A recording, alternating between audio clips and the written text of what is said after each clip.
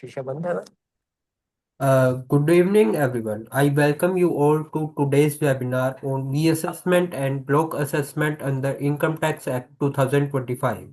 I sincerely thank our organizer, CA Dr. Raj Chawla, for arranging such knowledge-sharing session for professional community. I now request him to give opening remarks. Thank you, Hitesh. Good afternoon, everyone.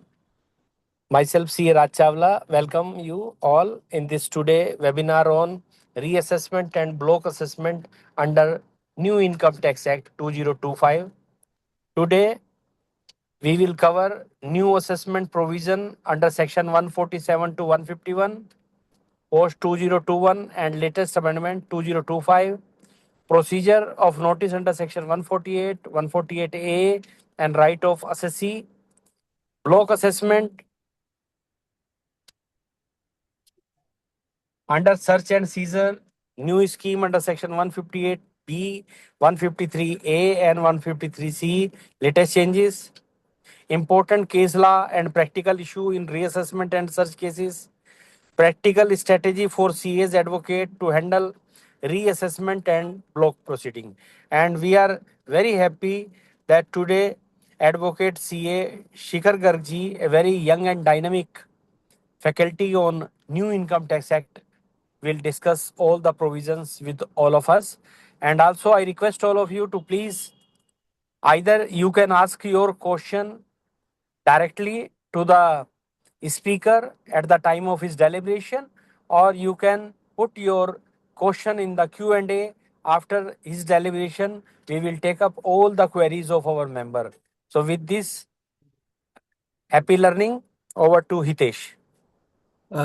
It is my privilege to introduce our speakers, Advocate C.A. Shikhar Garg, who is well known for his expertise in taxation, reassessment litigation, and search and seizure matters, and has represented clients under various authorities including ITAT and High Court. We are fortunate to have him with us today. Participants are requested to stay engaged and share their questions in the chat box. Now I request Advocate C.A. Shikhar Garg to kindly begin the session. Thank you.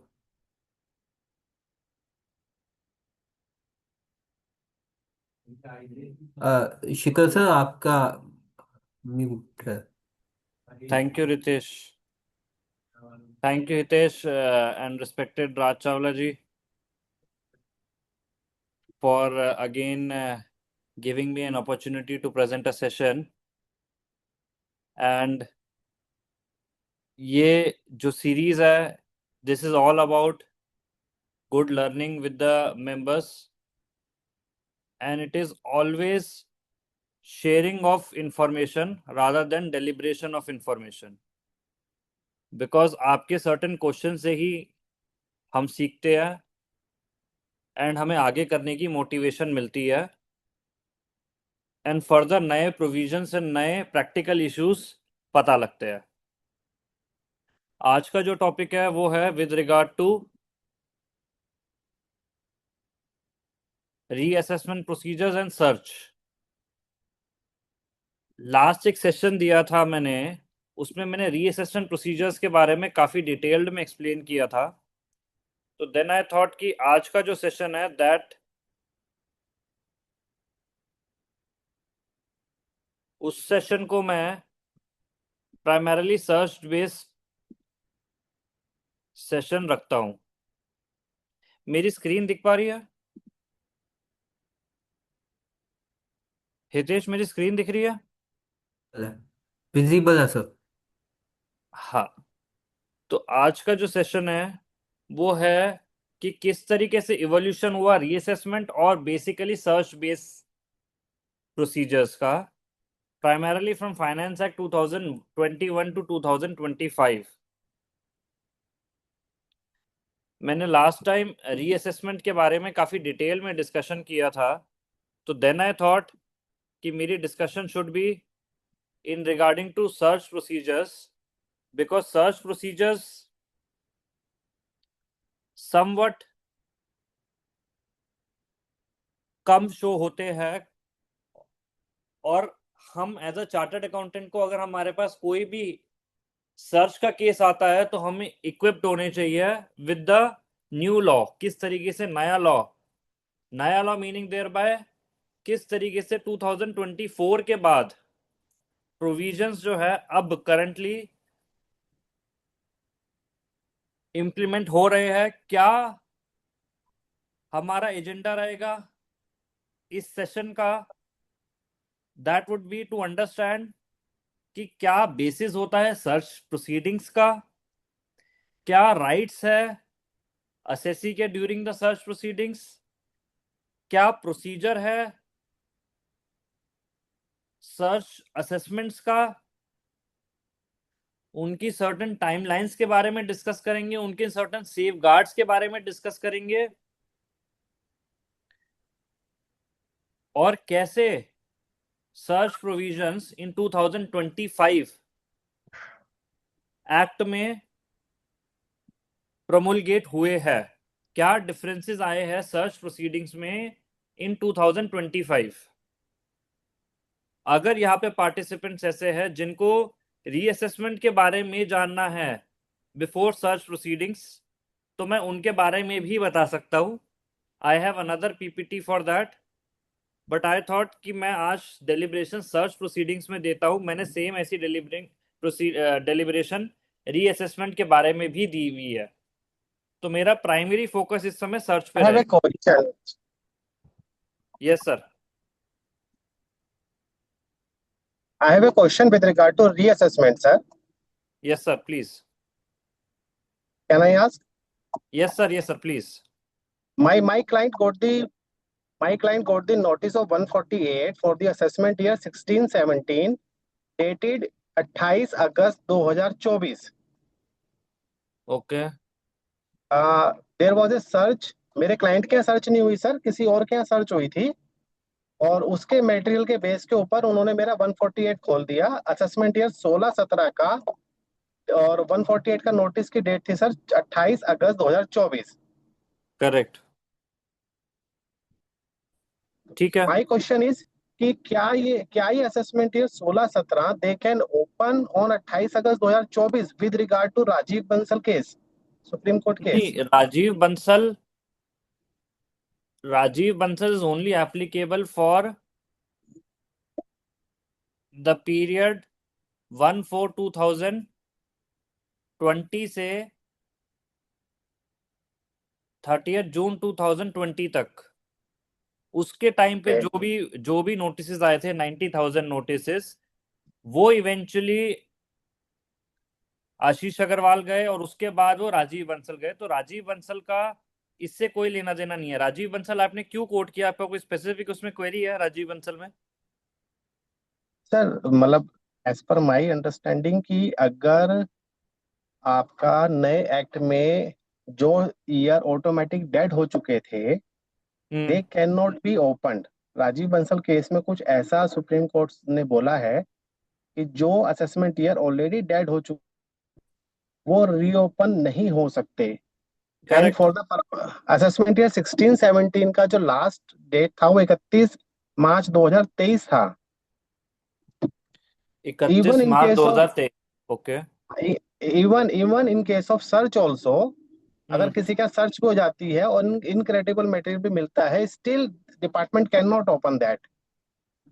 शायद ये as per my knowledge है sir कि क्यों राजीव बंसल क्यों में ऐसा क्यों लिखा ऐसा? था। नहीं नहीं, देखिए मैं आपको थोड़ा सा एक बार आपको प्रिलिमिनरी बैकग्राउंड दे देता हूँ इसके रिगार्डिंग में।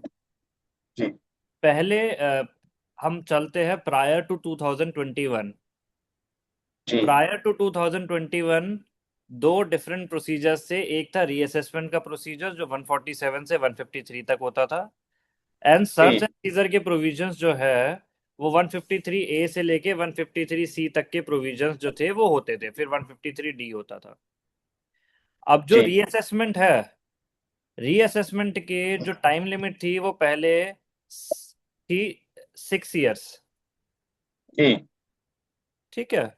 अब 6 इयर्स जी की जो टाइम लिमिट थी, वो टाइम लिमिट जो थी वो आगे चल के इन्होंने 10 इयर्स कर दी थी आफ्टर 2021। जी जी लेकिन उसमें ये बोला गया है कि जो first proviso to to section 140। 149।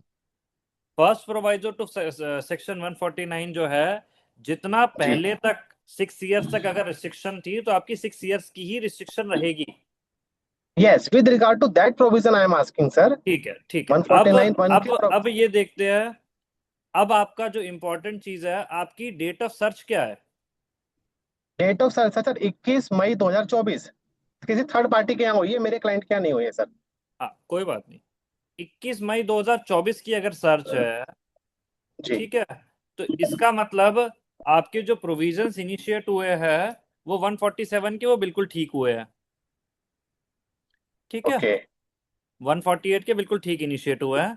इसका इसका अगर आपको ये पूछना है कि 148 के होने चाहिए थे, 158 बी ए के होने चाहिए थे, या 153 ए के होने चाहिए थे, ये तो आपकी क्वेरी नहीं है, मैं इस पर तो ज्यादा डिलिबरेट नहीं करूं। हाँ, वो मैं आप जब सर्च का मुझे बताएंगे तो वहां से मैं क्वेश्चन गैदर करूंगा, हो सकता है आप मुझे उसमें बता ही दें, इसलिए ठीक मैं है, वो क्वेश्चन नहीं पूछ रहा सर अभी। Done done done done. वैसे वो 148 के ही होने चाहिए, वो ठीक है।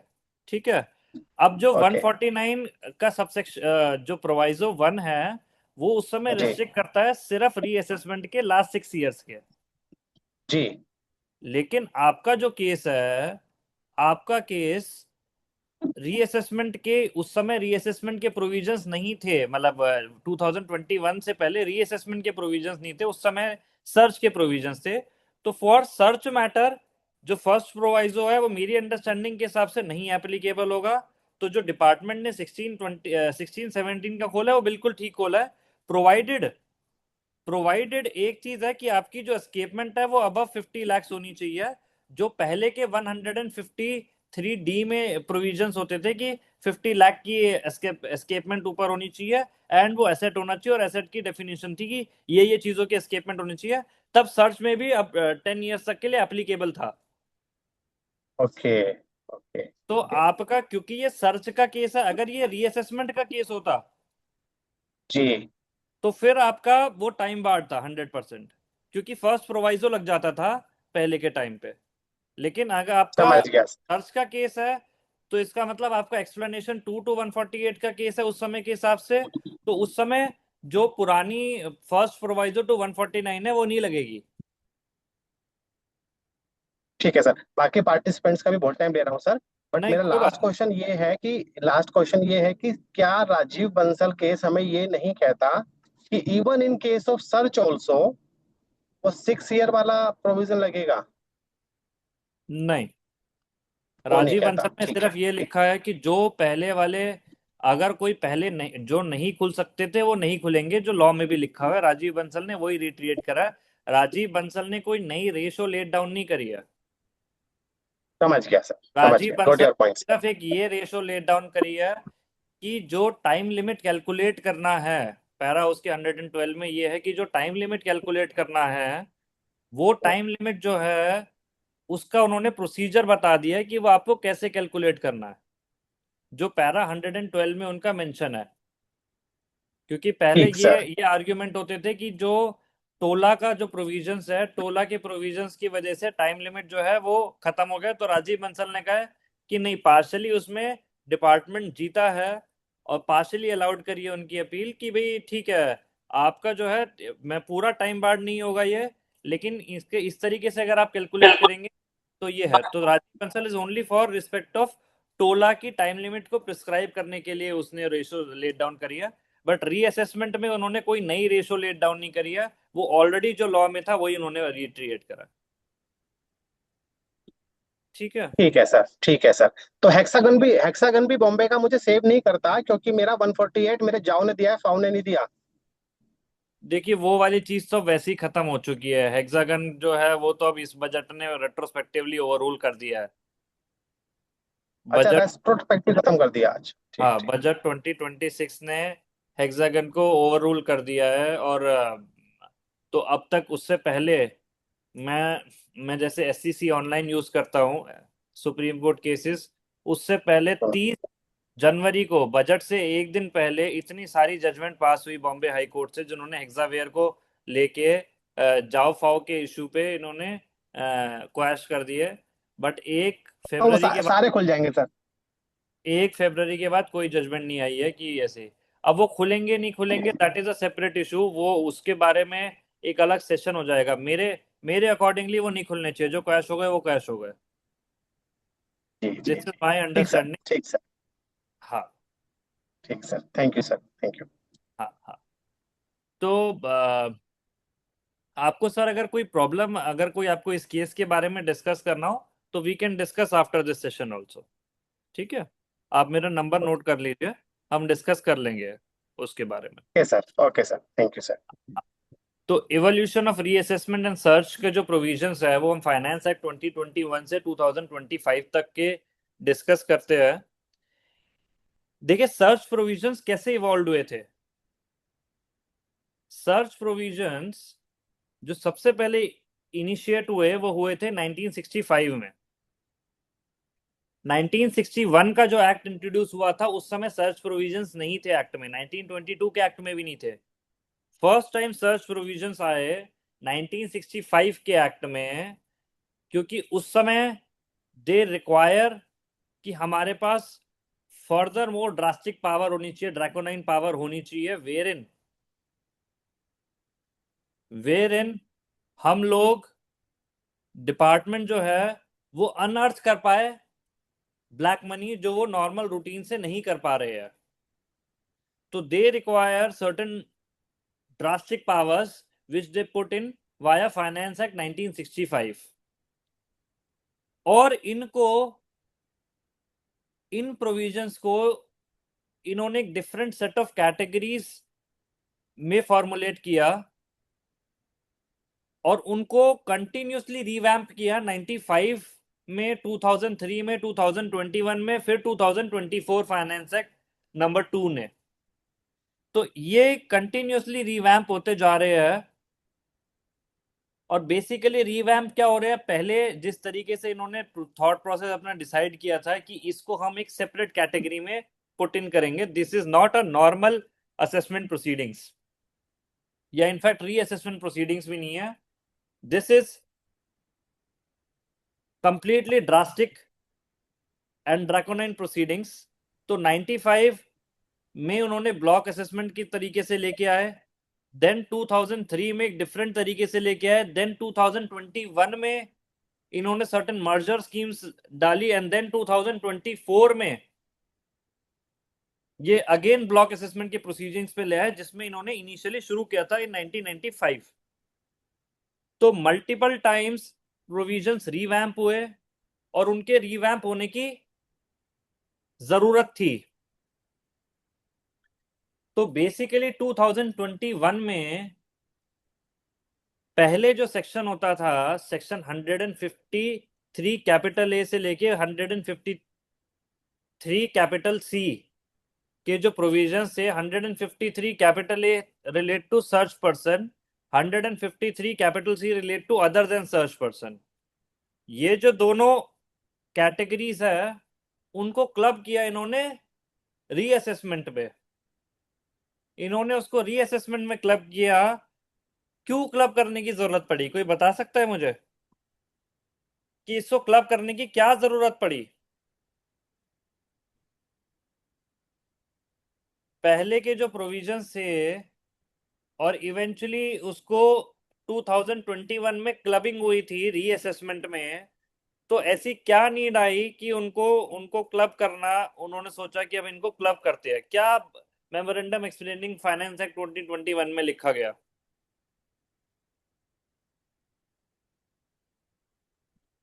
इनके क्लब करने की जो रिक्वायरमेंट आई वो एक बहुत ही सिंपल सी रिक्वायरमेंट थी, रीजन बीइंग कि डिपार्टमेंट ने देखा कि काफी क्वैशिंग हो रही है with respect to search proceedings. Why? Because उसका रीजन ये होता था कि एसएससी आर्ग्यूमेंट लेता था before tribunal, before high court, कि ये जो प्रोविजंस है ये प्रोविजंस रीअसेसमेंट में होने चाहिए थे, ये प्रोविजंस सर्च में नहीं होने चाहिए थे।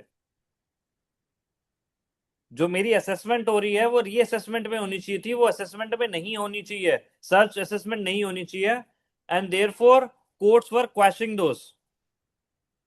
तो डिपार्टमेंट ने सोचा कि अगर हम इन दोनों को सेम ही बना देते हैं, एक ही प्रोविजंस में इनकॉर्पोरेट कर देते हैं, तो इससे कितना इजी होगा कि जो उनका इतना बड़ा लीगल ग्राउंड है वो स्लोली स्टेडीली वेड ऑफ हो जाएगा।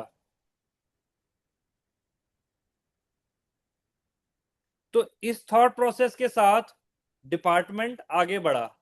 अच्छा, अब देखिए, मैं अगर आपको थोड़ा सा डीप में बताऊं तो क्या क्या बेसिस होता था उस आर्ग्यूमेंट का जिसमें वो बोलते थे कि ये रीअसेसमेंट का होगा, ये रीअसेसमेंट में होना चाहिए, और दूसरा जो है ये सर्च के प्रोसीडिंग्स में होना चाहिए। क्या मेन आर्ग्यूमेंट होता था डिपार्टमेंट एसएससी का? किस बेसिस पे बोलता था कि नहीं ये जो प्रोविजंस है, ये मेरी जो असेसमेंट है ये रीअसेसमेंट थी और ये डिपार्टमेंट ने सर्च प्रोसीडिंग्स में इनिशिएट कर दिया? उसका बेसिस ये होता है कि अगर सर्च के टाइम पे कोई इंक्रिमिनेटिंग मटेरियल मिला है then only search proceedings can happen. लेकिन अगर कोई मटेरियल नहीं मिला है and department had certain information और मटेरियल में डिफरेंस है। Material means a tangible material, information means intangible. अगर उनके पास सर्टेन इंफॉर्मेशन, एडवर्स इंफॉर्मेशन है, तो उसके बेसिस पे आप हमारी रीअसेसमेंट कर सकते हैं। लेकिन अगर आपको ऐसा मटेरियल मिला है जो कि इनक्रिमिनेटिंग इन नेचर है, इनक्रिमिनेटिंग इन नेचर मटेरियल का क्या मतलब है? What is the meaning of incriminating material? ऐसा कौन सा मटेरियल है जो इनक्रिमिनेटिंग होता है? इनक्रिमिनेटिंग मटेरियल एक बड़ा हैवी वेटेड वर्ड लगता है, बट इसका मतलब सिंपल ये है कि ऐसा कोई मटेरियल जिससे ये सजेस्ट हो रहा हो कि सर्टेन अनडिस्क्लोज इनकम है। अगर कोई ऐसा मटेरियल है से डायरी के फॉर्म में या अदर बिल्स के फॉर्म में जो बोगस बिल्स है, या अदर स्क्रिबिंग्स है, ऑब्वियसली इसके सर्टेन सेफगार्ड्स भी है, बट अदर स्क्रिबिंग्स है उनके फॉर्म में, या फिर उनको money, bullion, jewellery, other valuable articles और थिंग्स, ये इवेंचुअली और बढ़ता चला गया है। अगर सर्च के टाइम पे उनको सर्टेन ऐसी चीज मिली है जो कि वैल्यूएबल है, मूवेबल प्रॉपर्टीज है, इमूवेबल प्रॉपर्टी, मूवेबल प्रॉपर्टीज है, money, bullion, jewellery, other valuable articles और थिंग जो कि अनअकाउंटेड है, तो वो बिकम एन इनक्रिमिनेटिंग मटेरियल और उसके बेसिस पे सर्च की प्रोसीडिंग्स हो जाती थी। लेकिन अगर कोई ऐसा मटेरियल है जो कि इनक्रिमिनेटिंग मटेरियल उनको नहीं मिला है, कोई मटेरियल ऐसा मिला है जो कि ऑलरेडी अकाउंट फॉर है, बट उसके बाद भी department wants to do assessment, तो उनको रीअसेसमेंट के प्रोविजंस डालने पड़ेंगे, क्योंकि उन्होंने जब सर्च करी होगी they have certain information available with them, तभी वो सर्च करते हैं। क्या है ऑब्जेक्टिव सर्च करने का? सर्च से क्या होगा? सर्च की प्रोसीडिंग्स जो है वो 1965 में शुरू हुई।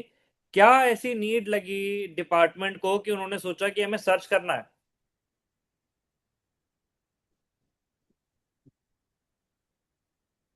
सर्च के प्रोविजंस इतना ड्रैकोनाइन इन नेचर है, डिपार्टमेंट को लगा कि देयर मे बी ऐसी पॉसिबिलिटी हो सकती है वेयर असेसी या तो खुद से अपने आप को डिस्क्लोज नहीं करेगा, अगर हम उन्हें समन देंगे तो वो अपने आप को डिस्क्लोज नहीं करेगा, और देयर माइट बी पॉसिबिलिटी उनके पास ऐसी इंफॉर्मेशन हो सकती है कि they may tamper with those evidence. For example, department को ऐसी इंफॉर्मेशन मिली कि एसएससी के पास ह्यूज डॉलर्स ऑफ कैश रखा हुआ है उसके घर पे, और अगर ऐसी इंफॉर्मेशन होगी और सर्च के प्रोविजंस नहीं होंगे तो डिपार्टमेंट अगर उसमें प्रिंसिपल और नेचुरल जस्टिस लगाने लगेगा, वो लेटर इशू करेगा, तो देयर मे बी पॉसिबिलिटी कि जो पर्सन है वो कैश ट्रांसफर कर दे, कैश डिस्ट्रॉय कर दे, या और कोई इंक्रिमिनेटिंग मटेरियल है उसका डिस्ट्रक्शन कर दे, उसको टेम्पर कर दे, या सर्टेन पर्सन्स अदर पर्सन है उनको डिफरेंट तरीके से इन्फ्लुएंस कर दे। तो वो सारी चीजें अवॉइड करने के लिए इनकम टैक्स एक्ट में सर्च के प्रोविजंस आए, और ये सर्च के प्रोविजंस धीरे धीरे ट्रांजिशन में चलते चले गए। मैंने आपको बताया कि 2021 में इनको क्लबिंग करी विद रिस्पेक्ट टू रीअसेसमेंट। अब ये रीअसेसमेंट में क्लबिंग करने की जरूरत मैंने आपको बताया क्योंकि एसएससी आर्ग्यूमेंट लेता था कि ये दोनों प्रोविजंस जो है, मेरे केस में रीअसेसमेंट लगना चाहिए था, मेरे केस में सर्च प्रोसीडिंग्स नहीं लगनी चाहिए थी, तो देयरफॉर उसकी क्वेश्चनिंग ना हो, दे थॉट कि हम इन दोनों को मर्ज करते हैं। लेकिन उससे एक प्रॉब्लम आई, फाइनेंस एक्ट पार्ट 2 2024 ने वो प्रॉब्लम बताई, और उन्होंने बोला कि नहीं, इसको सेपरेट रिजिम में ही लेके जाना पड़ेगा, इसको इसकी सेपरेट सेक्शन ही इनकॉर्पोरेट करने पड़ेंगे, जो कि अब सेक्शन 158 बी से लेके आगे तक चलते हैं, बी आई तक चलते हैं, and that is chapter 14 B. तो क्या रीजन उन्होंने बताया कि इसको सेपरेट सेक्शन सेपरेट चैप्टर बनाना पड़ेगा? सबसे पहला उन्होंने रीजन ये बताया कि जब इन्होंने 148 में मर्ज किया, जब इन्होंने रीअसेसमेंट में मर्ज किया, तो इन्होंने देखा कि प्रैक्टिकल बहुत डिफिकल्टीज आ रही थी, सर्च प्रोसीडिंग्स हुई, they want to open for 10 years. अगर उनको 10 इयर्स तक के लिए ओपन करना है, तो उस केस में अगले 10 सालों तक 148 डिपार्टमेंट इशू करता रहता था। जब वो ईयर, सब्सिक्वेंट ईयर जो है, जब वो टाइम बारिंग हो रहा होता था, उससे इमीडिएट पहले ही वो ईयर ओपन होता था, और एक सर्च जो है वो माइट भी पॉसिबल कि अगले 10 सालों तक चलती रहती, और हर डिफरेंट असेसमेंट ईयर की डिफरेंट अलग अलग असेसमेंट होती, अलग अलग अप्रूवल लेनी पड़ती। माइट भी पॉसिबल कि जो पोजीशन फर्स्ट ईयर रहती, वो पोजीशन 10th ईयर में नहीं रहती। माइट भी पॉसिबल नहीं, इनफैक्ट बहुत ही डिफिकल्ट रहता सेम पोजीशन से रहना, बिकॉज 10 सालों में लॉ भी चेंज होता है, 10 सालों में जो उसका असेसिंग ऑफिसर है वो कम से कम 2-3 बार ही बदल जाएगा।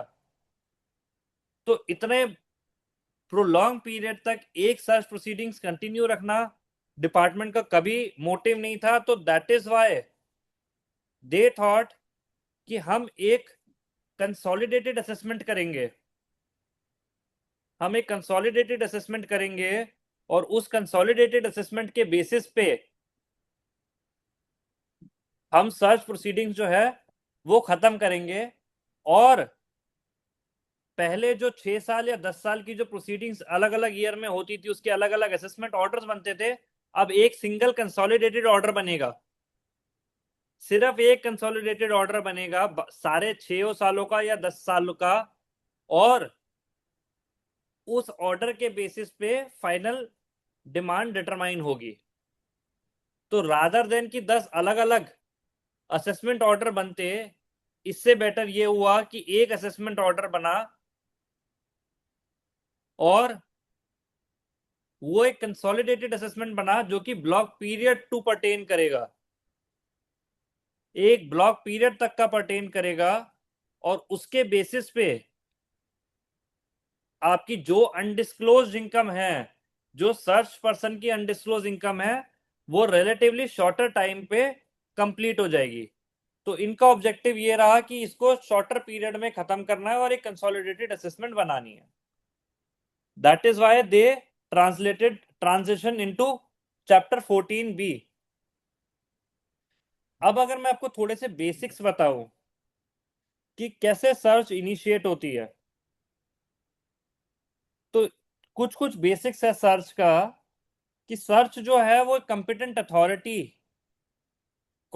अथॉरिटी ही इनिशिएट कर सकती है, वही अप्रूवल दे सकती है सर्च के रिगार्डिंग में। एंड जो एसएससी के लिए सेफ गार्ड है वो ये है कि there should be income escaping assessment, and the reasons to believe has to be in writing by that competent authority पहले ऑथराइज करेगी एक ऑथराइज अथॉरिटी को, वो authorise authority reasons to believe draft करेंगे, और उन रीजंस टू बिलीव ड्राफ्टिंग के बाद सर्च जो है वो इनिशिएट होगी, और ये पूरा प्रोसेस जो है वो हाईली कॉन्फिडेंशियल रहेगा। अदरवाइज जो इनका मेन पर्पस है कि टेम्पर विद द एविडेंस, वो इंपैक्ट कर जाएगा सीवियरली, या डिस्ट्रक्शन ऑफ एविडेंस वो इंपैक्ट कर जाएगा। और वो जो इंफॉर्मेशन है आएगी इनको सर्टेन इंफॉर्मेशन ही, और वो जो इंफॉर्मेशन है वो इंफॉर्मेशन आएगी इंफॉर्मेटेंट। एक इंफॉर्मेटेंट है जो इंफॉर्मेशन इनको लाके देगा। इस हाँ जी रीजी, क्या हाल है? बस बढ़िया सर। वो ठीक है सर। तो इंफॉर्मेटेंट जो है वो video call certain sir information देगा, और वो मेरी इंफॉर्मेशन गल के से बेसिस मैं पे रेक्टिफिकेशन की गल कर रहा था। Participants are भाई हुई है requested to ना, mute if they are not asking the मैं question. लिमिटेड ही पाई थी। वो इंफॉर्मेशन के बेसिस पे रीजंस टू बिलीव ड्राफ्ट होंगे। वो जो इंफॉर्मेटेंट है जब वो इंफॉर्मेशन देता है तो देर इज अ डिक्लेरेशन कि 182 ऑफ द सीपीसी कि they can be prosecuted if the information comes to be false. उसको वो डिक्लेरेशन साइन करनी होती है, एंड देन वो इंफॉर्मेशन डिपार्टमेंट के पास आती है, डिपार्टमेंट उसे इंटरनली वेरीफाई करता है, अपने मॉड्यूल से वो उसको इंटरनली वेरिफिकेशन करने की कोशिश करता है। रीअसेसमेंट में इसे लाइव लिंक फॉर्मेशन कहते हैं। और वो वेरीफाई करने के बाद certain reasons to believe draft होते हैं। उन रीजंस टू बिलीव को पढ़ के कोई भी रीजनेबल पर्सन ये बिलीफ एंड ओपिनियन फॉर्म कर सकता है कि कोई ऐसी इनकम थी जो कि एस्केप हुई है। जो सीबीडीटी की गाइडलाइंस है उसमें यह है कि with regard to search proceedings, these are only guidelines, कोई लॉ में सेफगार्ड्स एंड प्रोविजंस नहीं है। रिकमेंडेटरी गाइडलाइंस है कि अगर सर्च प्रोसीडिंग्स हो रही है तो रीजंस टू बिलीव जो ड्राफ्ट हो रहे हैं उसमें एटलीस्ट 1 करोड़ की एस्केपमेंट की इंफॉर्मेशन होनी चाहिए। Only then search proceedings should be initiated. तो इंफॉर्मेटेंट इंफॉर्मेशन देगा, सर्टेन इंटरनल सोर्सेस इंफॉर्मेशन देंगे, अदर एजेंसीज जो है might be possible there is free transfer of information, जो कि अपनी डिफरेंट अथॉरिटीज से इंफॉर्मेशन आती है वो ट्रांसफर होती है, और उनके बेसिस पे रीजंस टू बिलीव जो है वो ड्राफ्ट होते हैं after taking approval from the competent authority. और कॉम्पिटेंट अथॉरिटी कौन सी है? कॉम्पिटेंट अथॉरिटी काफी हाई सीनियर ऑफिशियल्स है जो सेक्शन 132 में मेंशन्ड है। तो these are the statutory safeguards which are available. सबसे पहला स्टैट्यूटरी सेफगार्ड अवेलेबल है कि कॉम्पिटेंट अथॉरिटी है जो अप्रूवल देगा। दूसरा है कि वो ऑथराइज करेगा, तो there should be authorise letter. तीसरा है कि रीजंस टू बिलीव ड्राफ्ट होंगे, reasons to believe in writing होंगे,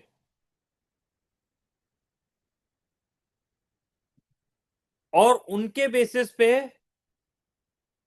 सर्च प्रोसीडिंग स्टार्ट होगी। अब मैं ये अपने थोड़े से बेसिक्स समझ लिए है कि सर्च होती क्या है।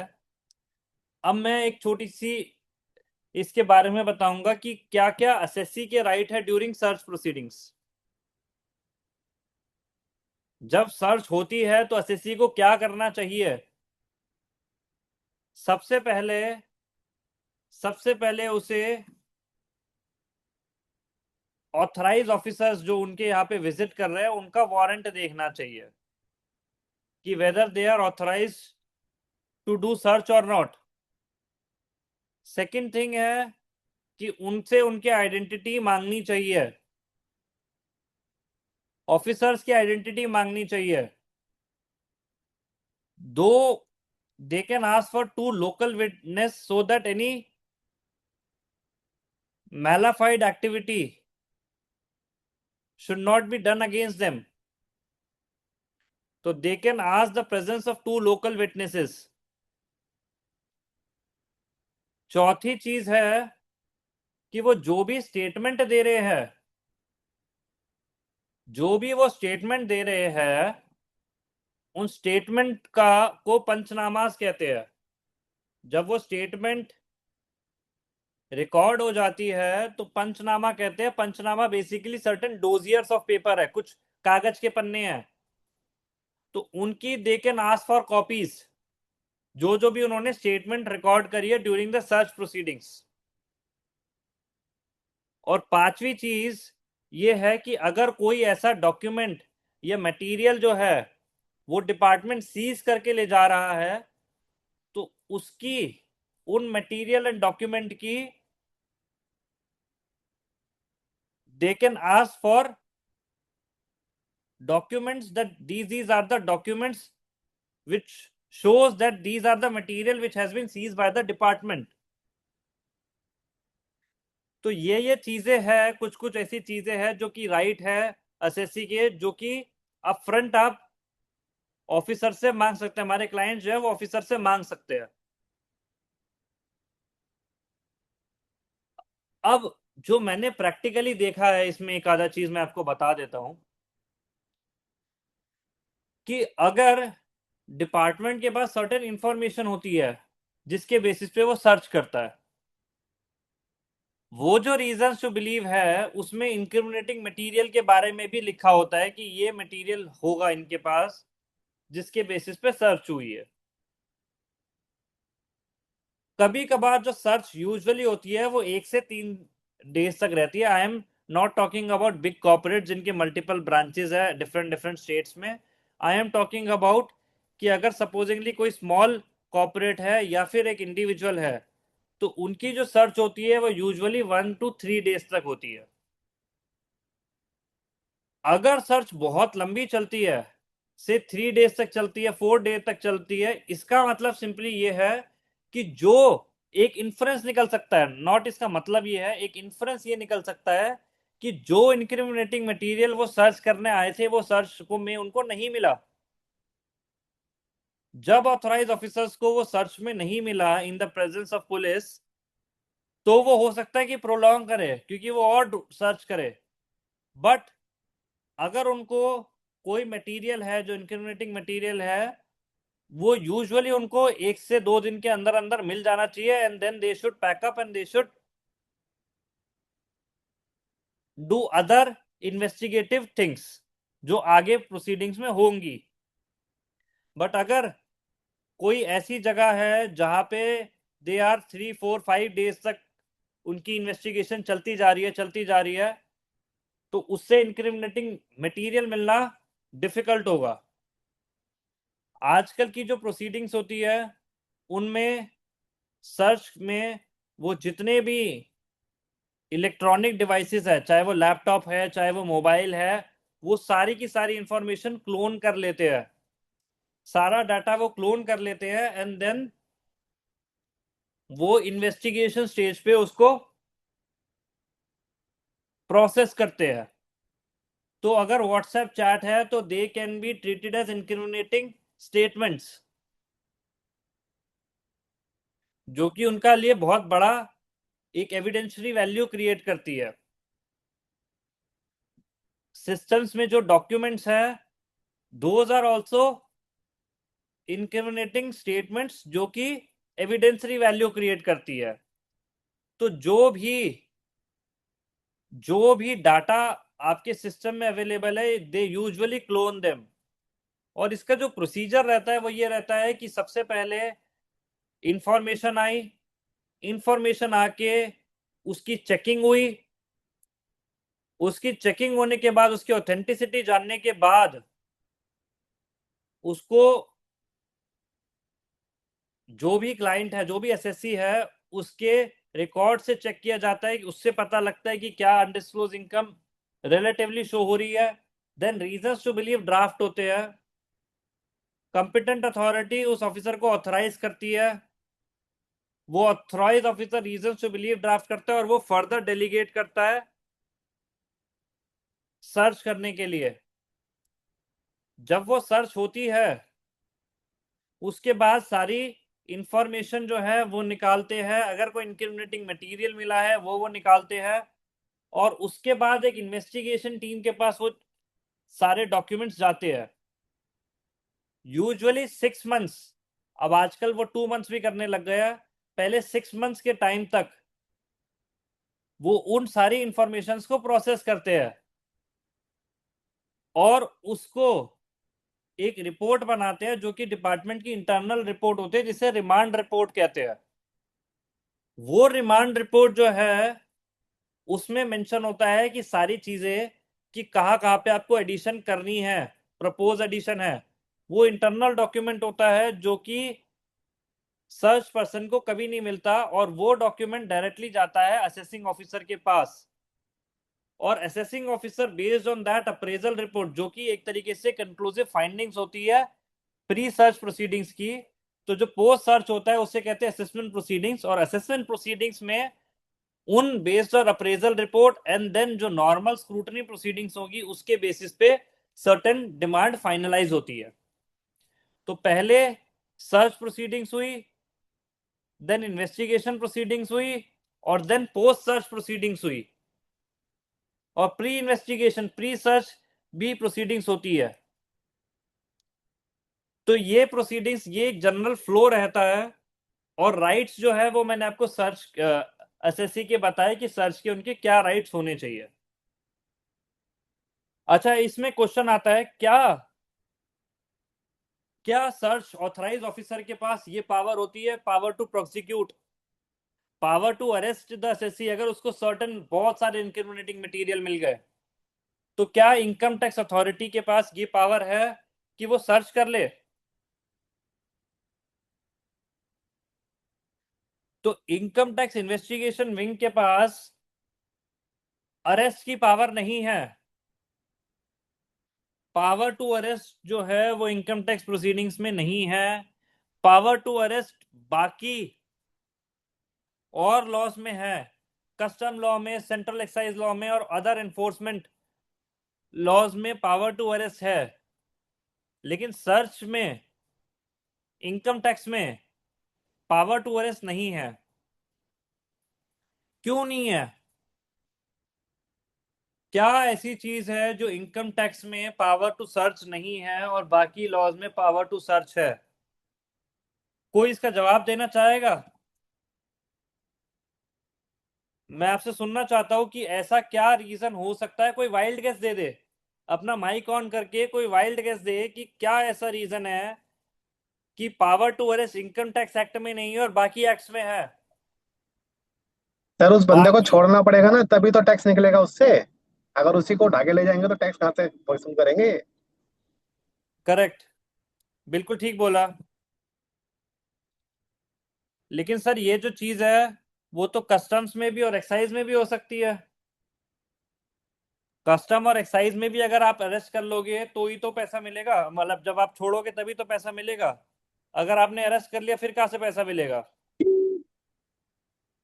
तो ये तो ठीक कह रहे हैं।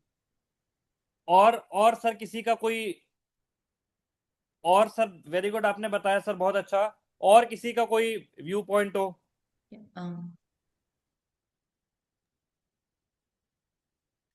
कोई अपना व्यू पॉइंट देना चाहता है कि क्या ऐसा रीजन है कि इनकम टैक्स में पावर नहीं है अरेस्ट की और बाकी एक्ट में पावर है? Sir, Rajiv Gupta has shared in the chat that because it is not scheduled offense, that's why. Correct. ये रीजन, ये आपने जो रीजन बताया है वो करेक्ट है कि it is not a scheduled offence, somewhat very correct है। बट मैं थोड़ा सा अगर डीप बोलूंगा, वो schedule Because of offence Black हुआ Money किस Act, शेड्यूल? हाँ जी। the power of arrest is under Black Money Act. हाँ, power of arrest is black money act, और black money act operates on different tension. Black money act and income tax act are separate offences. Black money act जो foreign currency, जो foreign income है उन पे लगता है। Income tax act जो है वो इंडिया से अर्न हुई हुई इनकम्स पे लगता है। तो correct, power to arrest black money act में है, बट इनकम टैक्स एक्ट में पावर टू अरेस्ट क्यों नहीं है? और कस्टम एक्ट में पावर टू अरेस्ट जिसने बोला है, जिन्होंने ये बात बोली है, जिन सर ने, कि ये स्केड्यूल्ड ऑफेंस वो है और ये स्केड्यूल्ड ऑफेंस नहीं है, ये पार्शियली करेक्ट है। बट अगर मैं अपने इस क्वेश्चन में आऊं कि ये क्यों नहीं है स्केड्यूल्ड ऑफेंस, बाकी क्यों स्केड्यूल्ड ऑफेंस है, बात एक ही है। क्योंकि सर उसमें स्मगलिंग और फ्रॉड इन्वॉल्व होता है। करेक्ट, करेक्ट, उनमें फ्रॉड इन्वॉल्व होता है, बट सर फ्रॉड तो इसमें भी इन्वॉल्व होता है। इनकम टैक्स एक्ट में फ्रॉड इन्वॉल्व नहीं होता। जब फ्रॉड कर रहा है तभी तो उस पर सर्च हो रही है। तो बेसिकली जो जो मेन डिफरेंस है कि क्यों इनकम टैक्स एक्ट में पावर टू अरेस्ट नहीं दे रखी है, वो सिंपल सा ये है कि इनकम टैक्स एक्ट जो है वो रिलेटिवली लीनियंट एक्ट है बाकी सारे एक्ट से, बाकी कस्टम एक्ट से, जीएसटी एक्ट से, एक्साइज एक्ट से और अदर एनफोर्समेंट एक्ट से वो लीनियंट है। क्यों लीनियंट है? उसका सबसे बड़ा रीजन ये है कि इनकम टैक्स एक्ट में अगर आप कोई गड़बड़ करते हैं, फॉर एग्जांपल अगर आप कोई वायलेशन करते हैं, फॉर एग्जांपल अगर किसी ने 300 करोड़ रुपए अर्न करे और वो 300 करोड़ रुपए में उसे से 100 करोड़ रुपए टैक्स पे करना था, अगर उसने वो 100 करोड़ रुपए टैक्स नहीं पे किया तो इफेक्टिवली जो उसका अपना पैसा था बस वही उसने नहीं दिया, लेकिन बाकी जो कस्टम्स है, एक्साइज है, ये जीएसटी है, ये अदर कोई और पीएमएलए के ऑफेंसेस है, तो उन ऑफेंसेस में दूसरे पर्सन का पैसा इन्वॉल्व होता है और वो नहीं देता, तो उसके मच मोर हीनियस क्राइम है as compare to income tax act जिसमें उसका खुद का ही पैसा इन्वॉल्व है बस। तो दैट इज वाई जो पावर टू अरेस्ट है या जो भी एक्ट में प्रोविजंस है वो रिलेटिवली लीनियंट है। आपको बेसिकली टैक्स पे करना है, पेनल्टी पे करना छोड़ देंगे। अगर आपको अरेस्ट गलती से कर भी लिया तो भी कंपाउंडेबल ऑफेंसेस है कि उसमें भी टैक्स पैसा दो, बात खत्म करो। विद रिगार्ड टू टीडीएस, अगर आपने टीडीएस का पैसा नहीं जमा कराया then it becomes a much more heinous offence under income tax act, क्योंकि उसमें आपने दूसरे का पैसा लेके जमा नहीं कराया। लेकिन पावर टू अरेस्ट जो है वो इस इन्वेस्टिगेशन विंग को नहीं दी गई है क्योंकि दे बिलीव कि इन्होंने अपना ही पैसा था जो अर्न किया है और वो नहीं पे किया, तो देन वी विल सी कि क्या इसके साथ करना है। और ऑब्वियसली ये भी रीजन है ही है कि अगर उसको अरेस्ट कर लेंगे तो जो उनको मिलना है वो उनको वैसे भी नहीं मिलेगा, और अरेस्ट करने के बाद state I am saying revenue का ही एक्सपेंडिचर होना है उसको जेल में रखने के लिए, तो जो मिलना था वो भी नहीं मिला और ऊपर से उल्टा एक्सपेंडिचर और बढ़ गया। लेकिन क्राइम जो किया है, जो ऑफेंस है, वो रिलेटिवली डाइल्यूटेड है क्योंकि अपना खुद का ही सिर्फ पैसा इन्वॉल्व है, इसमें दूसरे से पैसा इन्वॉल्व नहीं किया है। तो देयरफॉर पावर टू अरेस्ट जो है वो इनकम टैक्स में नहीं है और बाकी एक्ट्स में पावर टू अरेस्ट मेंशन कर रखे हैं। अब हम आते हैं कि अगर सर्च प्रोसीडिंग्स हो रही है, कोई भी सर्च प्रोसीडिंग्स हो रही है, तो अगर हमने ओथ पे स्टेटमेंट दी है, हमने इन द सेंस जो भी सर्च पर्सन है, मैं सर्च पर्सन को नॉमनक्लेचर वाइज हमने बोल देता हूं कभी कभी गलती से, तो अगर कोई ओथ रिकॉर्ड हो रही है ड्यूरिंग सर्च प्रोसीडिंग्स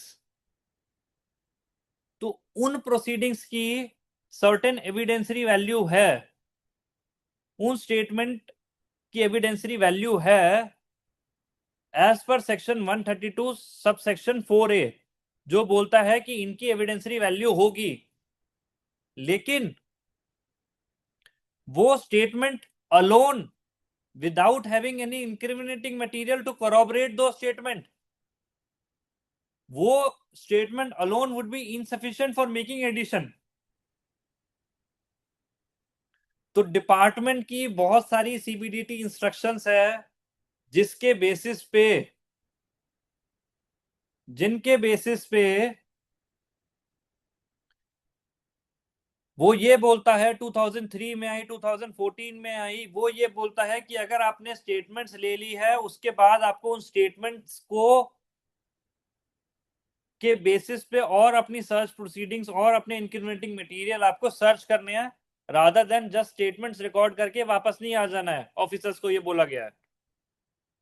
और सुप्रीम कोर्ट पीआर मैत्रानी की जजमेंट आई, उसने ये बोला कि जो ओथ प्रोसीडिंग्स है, ओथ की जो स्टेटमेंट्स है, वो 132 सबसेक्शन 4A में मेंशन्ड है, तो ये सिर्फ सर्च प्रोसीडिंग्स में ही एप्लीकेबल रहेगी।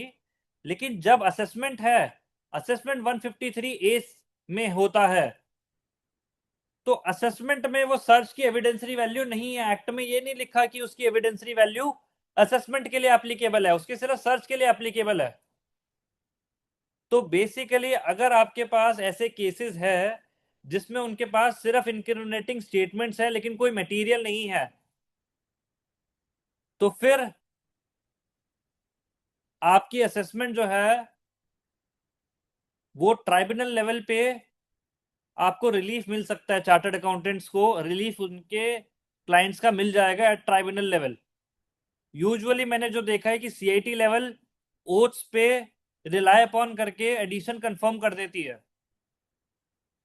बट ट्राइब्यूनल जो है उनको सर्टेन अदर मटेरियल चाहिए which would collaborate with those statements.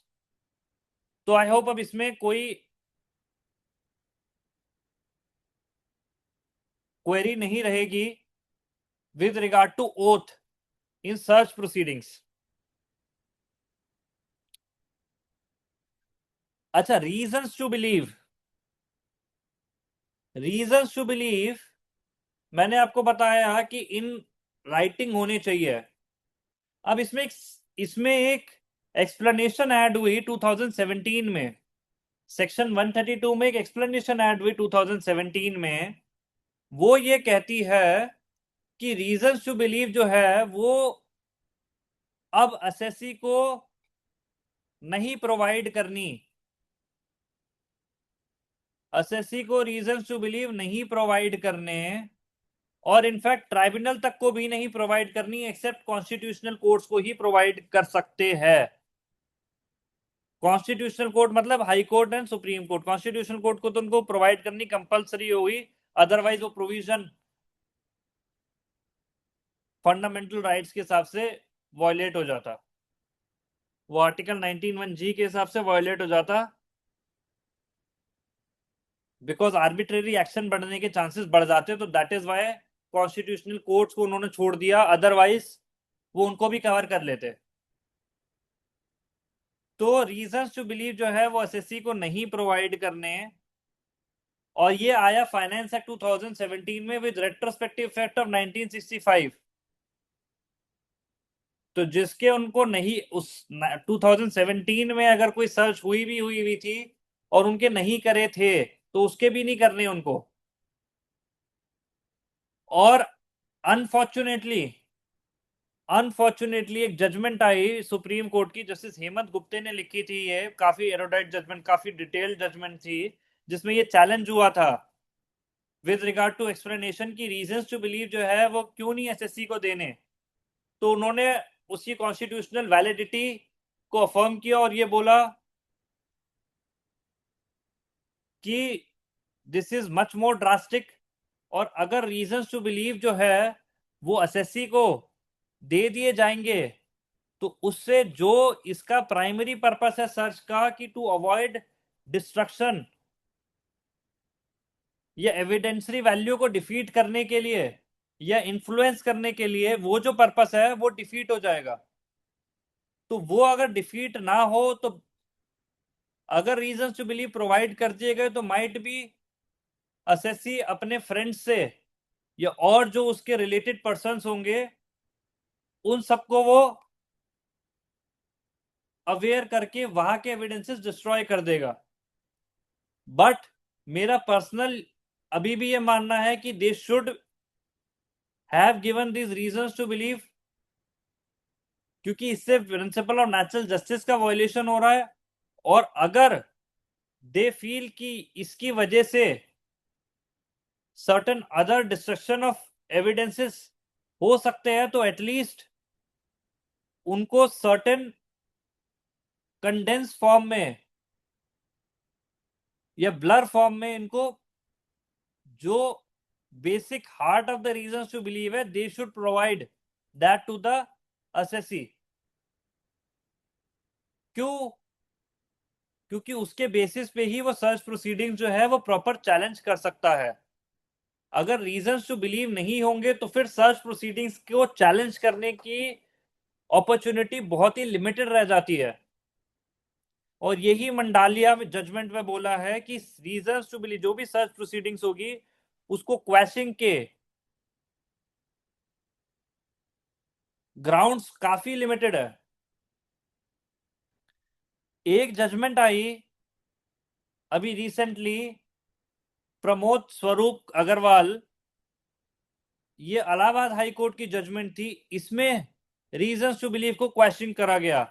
इसमें इलाहाबाद हाई कोर्ट ने बोला कि इवन दो वी नो कि ग्राउंड जो है वो बहुत लिमिटेड है क्वेश्चन करने के लिए रीजंस टू बिलीव के, but then also will believe कि ये जो रीजंस ड्राफ्ट हुए इससे कहीं ये सिग्निफाई नहीं हो रहा है कि एस्केपमेंट हुई है इनकम की, ये अनडिस्क्लोज इनकम है, या it has a bearing on the total income of the assessee. तो उन्होंने रीजंस टू बिलीव पढ़े और हाई कोर्ट ने उन्हें क्वैश किया। पहले के टाइम पे रीजंस टू बिलीव जो थे वो कई बारी मेंशन हाई कोर्ट की जजमेंट में भी हो जाते थे, गलती से जजेस उसको हाई कोर्ट की जजमेंट में मेंशन कर देते थे। बट आजकल के जजेस भी काफी स्मार्ट हो गए और they are not mentioning the reasons to believe in their judgments. अगर उनको क्वैश करनी है तो वो भी बहुत ही लिमिटेड ग्राउंड पे क्वैश करते हैं। कैसे करते हैं क्वैश? वो ऐसे करते हैं कि से अगर वारंट जो है वो दूसरे के नाम पे है तो that become a very big ground for challenging the reasons to believe. आपकी सर्च हुई है और वारंट जो है वो वाइफ के नाम पे है, या आप पे सर्च हुई है on they are opening a locker which is in your wife name,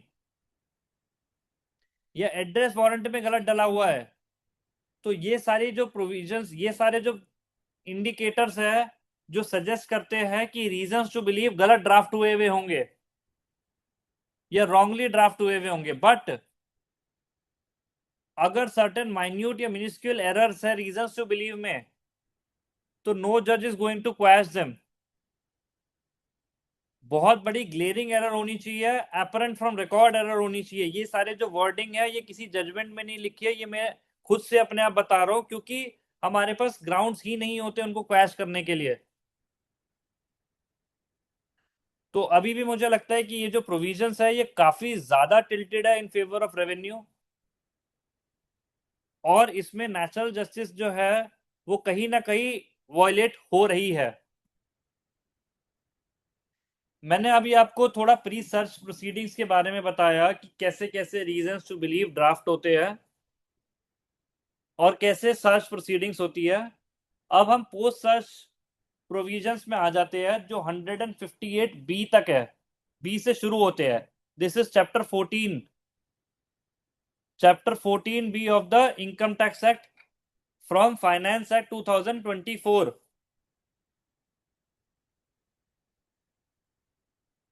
किसी का यहां तक अभी कोई डाउट हो तो प्लीज मेरे से पूछ सकता है।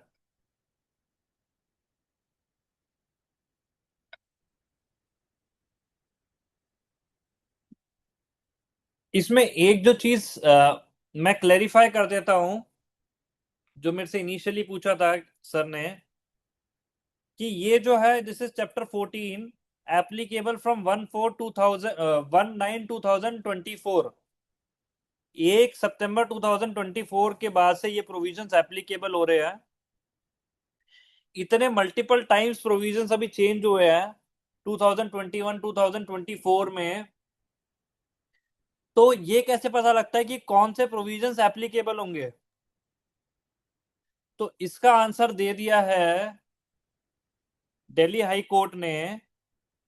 दिल्ली हाई कोर्ट ने ओजस की जजमेंट में बोला है कि जब सर्च इनिशिएट हुई है, डेट ऑफ इनिशिएशन से हम लोग प्रोविजंस की एप्लीकेबिलिटी डिटरमाइन करेंगे। तो अगर सर्च इनिशिएट हुई है 2/9/2024 को, तो इसका मतलब नए वाले प्रोविजंस एप्लीकेबल होंगे। अगर सर्च इनिशिएट हुई है 31/8/2024 को, तो जो 147 वाले 2021 वाले जो प्रोविजंस है वो एप्लीकेबल होंगे। अगर सर्च इनिशिएट हुई है 30 मार्च 2021 को या 31 मार्च 2021 को, तो जो 2003 से जो प्रोविजंस थे वो वाले प्रोविजंस एप्लीकेबल होंगे 153A वाले। 1 अप्रैल 2021 को हुई है तो 147 के प्रोविजंस 148 के प्रोविजंस एप्लीकेबल होंगे। 30 सितंबर 2024 के प्रोविजन को हुई है सर्च, तो आपके 147 वाले होंगे। 1 सितंबर 2024 के हुई है तो 158 बीसी के प्रोविजंस एप्लीकेबल होंगे। तो प्रोविजंस कौन से एप्लीकेबल होंगे? Date of initiation of search से हमें प्रोविजंस की एप्लीकेबिलिटी देखनी है। और जो नए प्रोविजंस है वो चैप्टर 14 भी नए प्रोविजंस के बारे में बोलता है, और यही प्रोविजंस जो चैप्टर 14 के प्रोविजंस है वो ही सेम मिरर कॉपी हुए हैं इन इनकम टैक्स एक्ट 2025 में। सेक्शन 292 से लेके प्रोविजन स्टार्ट हो जाते हैं और वो 301 तक जाते हैं जो प्रोसीजर ऑफ सर्च है। बाकी जो सेक्शन 132 वाले जो प्रोविजंस है वो सेक्शन 247 से लेके 261 तक प्रोविजंस जाते हैं जहां पे सर्च का प्रोसीडिंग्स होनी है। अब हम पोस्ट सर्च पे आ गए हैं।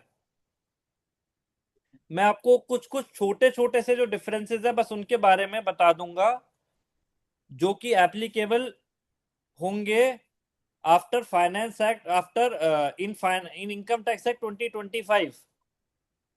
तो जो सबसे पहला प्रोविजन शुरू होता है चैप्टर 14 में जो 1 सितंबर 2024 से आया है, वो आया है 158 जो कि डेफिनेशन की सेक्शन है। और डेफिनेशन में दो डेफिनेशन इन्होंने प्रोवाइड करी है, एक ब्लॉक पीरियड की और एक करी है अनडिस्क्लोज इनकम की।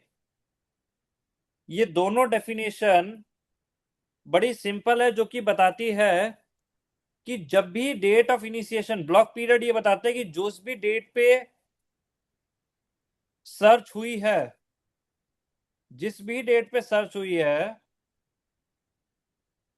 उस फाइनेंशियल ईयर से जो प्रीसीडिंग फाइनेंशियल ईयर हुए होंगे, प्रीसीडिंग 6 फाइनेंशियल ईयर होंगे, उस फाइनेंशियल ईयर को छोड़ के, सर्च ईयर को छोड़ के जो प्रीसीडिंग 6 फाइनेंशियल ईयर होंगे वो ब्लॉक पीरियड में आएगा। तो मेरे को कोई बता सकता है कि टोटल ब्लॉक पीरियड कितना बड़ा हो सकता है? मैक्सिमम टू मैक्सिमम, एक ब्लॉक पीरियड कितना बड़ा हो सकता है?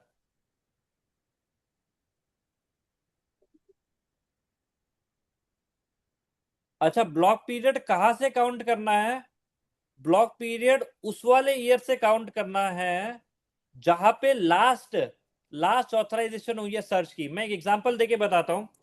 फॉर एग्जांपल अभी चल रहा है 2026, हम अप्रैल में आ जाते हैं, अप्रैल 2026 में। फॉर एग्जांपल 20 अप्रैल 2026 में सर्च इनिशिएट हुई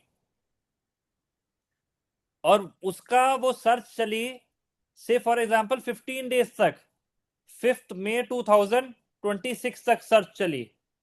तो 5 मई 2026 का जो फाइनेंशियल ईयर होगा, हमें डेट देखनी है 5 मई 2026 का जो फाइनेंशियल ईयर होगा, मतलब 26-27, उस वाले फाइनेंशियल ईयर से 26-27 वाले फाइनेंशियल ईयर से ब्लॉक पीरियड स्टार्ट होगा और उसके पिछले 6 ब्लॉक पीरियड हमें लेने होंगे।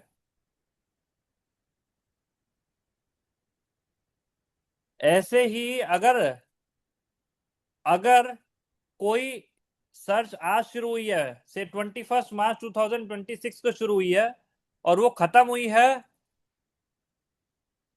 5 अप्रैल 2026 को, तो उसको जो ब्लॉक पीरियड लेने होंगे उसको दो ईयर उसके सर्च ईयर हो जाएंगे।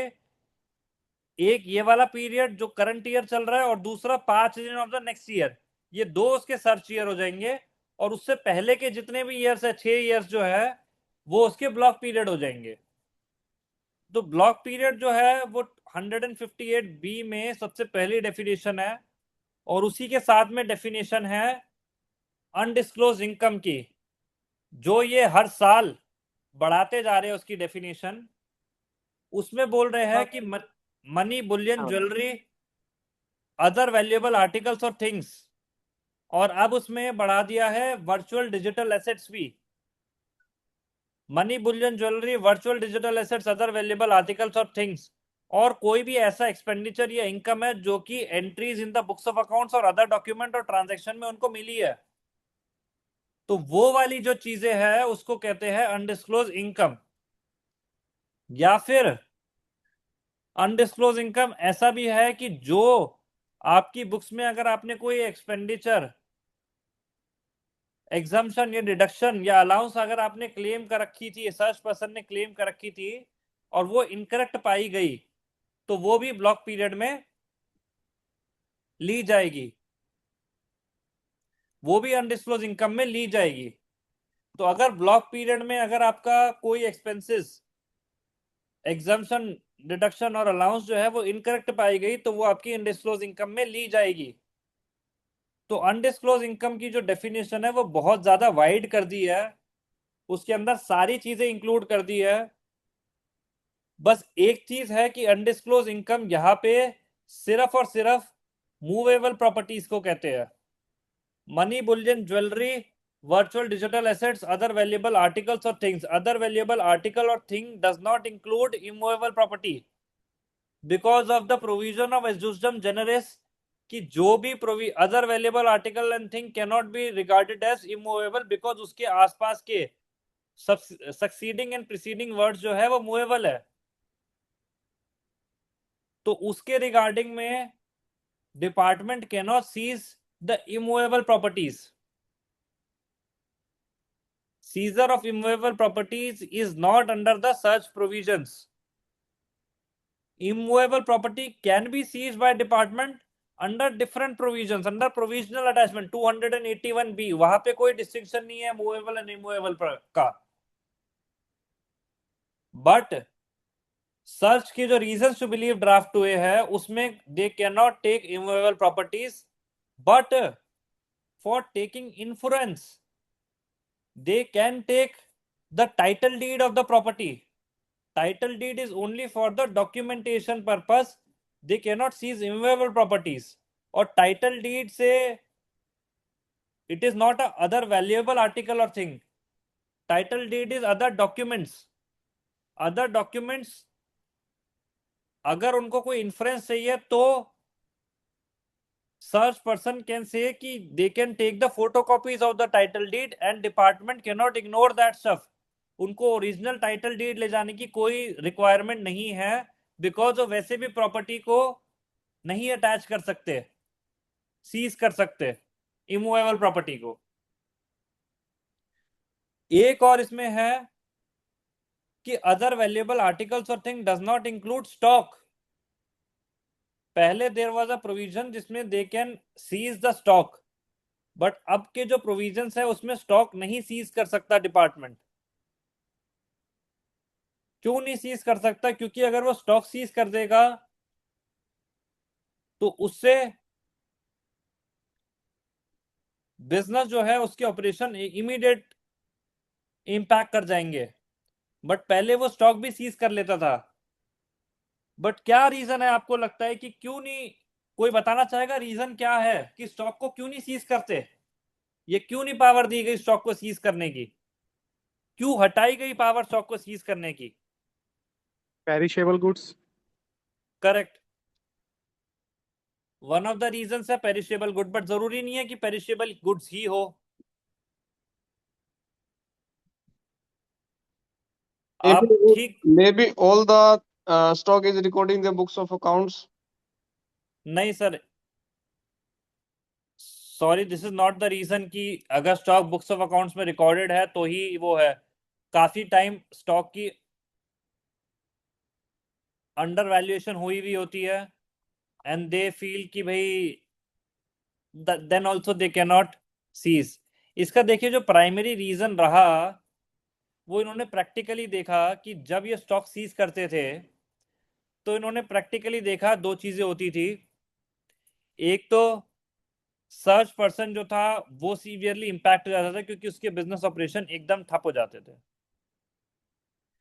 दूसरी चीज जो होती थी वो ये होती थी कि अगर डिपार्टमेंट स्टॉक सीज कर भी लेता था तो एसएससी जो है, जो सर्च पर्सन है, वो उसको दिखाता था कि देखिए आपने मेरी इतने वैल्यू की स्टॉक ले ली। और अल्टीमेटली जो इनकम टैक्स डिपार्टमेंट है वो कभी भी उस स्टॉक को रियलाइज नहीं कर पाता था। स्टॉक को जो रियलाइज कर सकता है वो क्लाइंट एसएससी ही कर सकता है, डिपार्टमेंट स्टॉक को रियलाइज नहीं कर सकता। तो उनका वो सारा का सारा स्टॉक वैसे भी डिस्पोज ऑफ होता था।